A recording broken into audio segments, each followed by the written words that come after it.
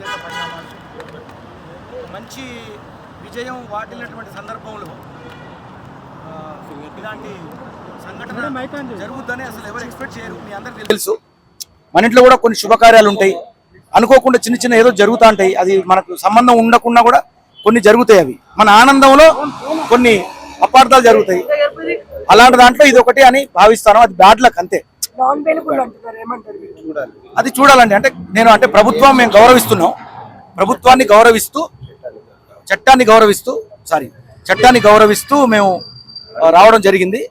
వాళ్ళను మనం ఏదైనా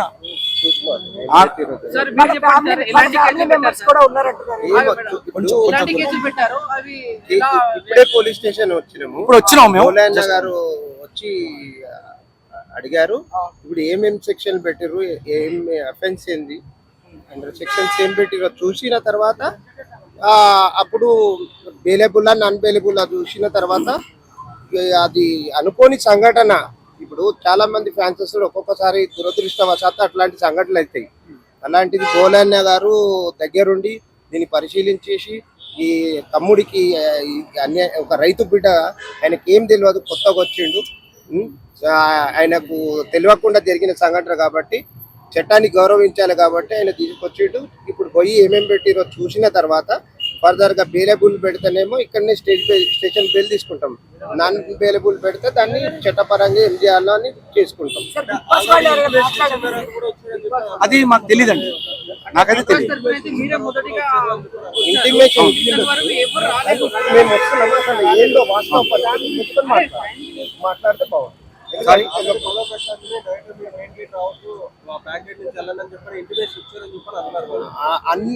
అన్నారని మనం అంటున్నాం, కానీ అది కరెక్టా లేదా అనేది మనకు కూడా తెలియదు కదా.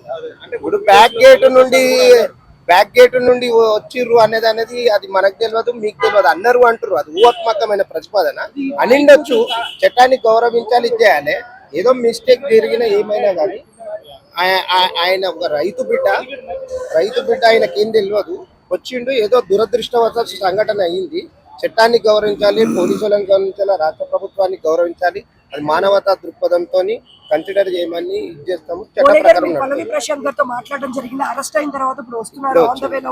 మాట్లాడలేదండి అని చూడడమే బాధపడ్డాను అంతే. ఇంకా అంటే ఇట్లా అంటే ఇంత మంచి ఆనంద ఉత్సవంలో ఎందుకు జరిగింది, అసలు ఏం జరిగిందో నాకు తెలుస్తలేదు అసలు. ఫస్ట్ నేను కూడా నా కార్లో కూడా వస్తున్నప్పుడు చాలా మంది జనాలు, అంటే ఒక సెలబ్రేషన్ జరిగేటప్పుడు జనాలు గుమిగూడతారు, అందులో రకరకాల వ్యక్తులు ఉంటారు. కొంతమంది వ్యక్తులతో అంతమంది జనాలకు బ్రాండ్ నేమ్ వస్తుంది. అంత మాత్రాన ఒక మంచి పేరు తెచ్చుకున్నటువంటి వ్యక్తి ఇలా ఎందుకు జరిగింది ఆయనకు అనే దాని మీద నాకు కూడా అర్థం కావట్లేదు.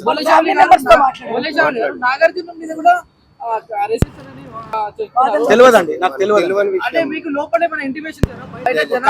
కనిపించే ప్రశాంత్ విషయం కనిపిస్తుంది, ఏం జరుగుతుందో బయట జనాలు ఉన్నారు, మీకు లోపల ఏమైనా ఇంటిమేషన్ ఇచ్చారా? ఇంటిమేషన్ అంటే అట్లా కాదండి. ఇంటిమేషన్ ఎట్లా ఇస్తారు అంటే వాళ్ళు ఫలానా టైంకి వెళ్ళండి అంటారు. వాళ్ళు జాగ్రత్తగా వెళ్ళండి, బయట పోలీసు వాళ్ళు కూడా ఉన్నారు, బారికేడ్స్ కూడా ఉన్నాయండి. ఆ రకంగా మీరు ఒక 5-6 కార్లను ఒకేసారి పెట్టారు, వరుసగా పెట్టి పంపించారు మమ్మల్ని. అందులో నేను కూడా ఉన్నాను. సో జనాలు ఒకేసారి మూకుమడిగా ఎట్టాగని అనలేమండి. అభిమానంతో వాళ్ళు రకరకాల ఉంటారు కదా, అందులో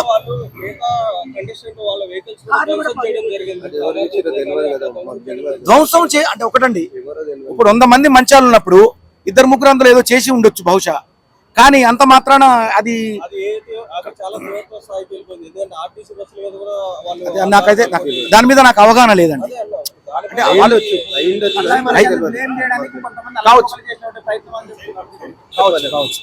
సరే ఒకసారి థ్యాంక్ యూ.